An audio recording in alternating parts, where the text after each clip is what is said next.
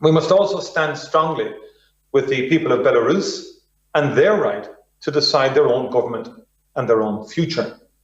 The gangsterism we saw with the hijacking of a plane last month shows a regime which is the opposite of strong. It is too weak to respect its own people or to respect basic laws. From this Congress and from every element of the Union, we must be resolute in standing with the people of Belarus. Of course, the protection of values starts on a personal level. And that's what we've seen by the decision of footballers to take a knee over the past year. It's a statement by them about how they want their sport to be and the values they want to see on the pitch and in the stadiums. I am very proud of the footballers of my country for their diversity and the shared values which they have committed themselves to.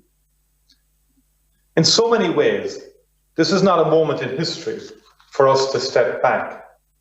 During the last 16 months, we've all seen just how much we rely on each other. We've seen how much can be achieved when we show solidarity, when we build up expert and independent public institutions, and when we invest in finding new ways to overcome terrible obstacles.